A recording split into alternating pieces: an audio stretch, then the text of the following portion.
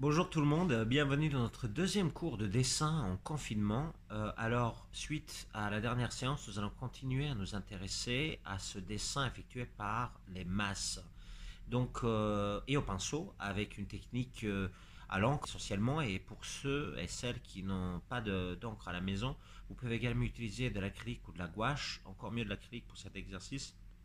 De l'acrylique plutôt sombre, donc brune, noire.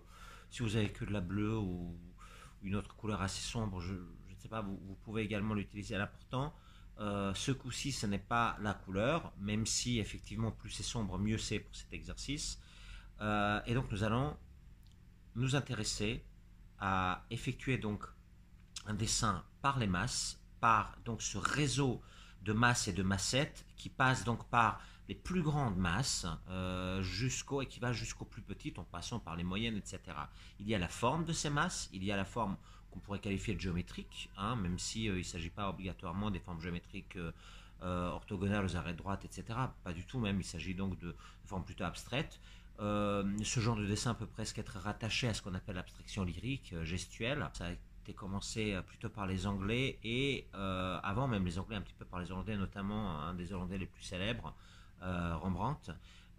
Aujourd'hui, nous allons nous intéresser au cas de, encore une fois, Rembrandt, mais plutôt vers la fin de l'exercice, qui combine, hein, lui, l'encre, la masse par exemple, avec du lavis, etc., puis même un petit peu de crayon sanguine, plume, etc.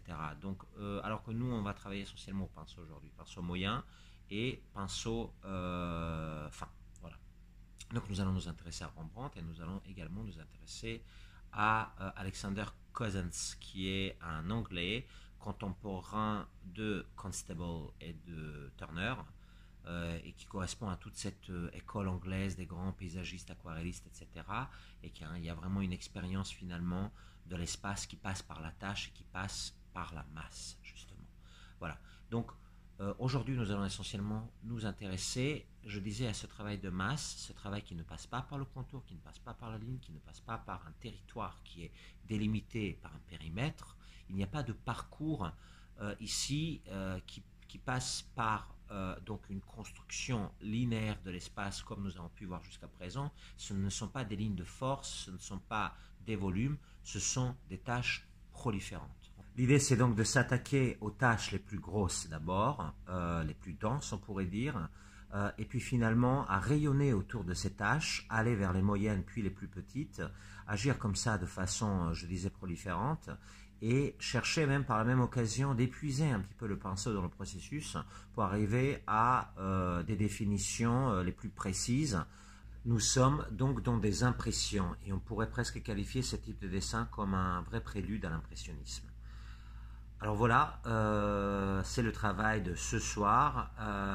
J'espère que vous avez tous votre matériel et je vous retrouve tout de suite. Bisous, à tout de suite.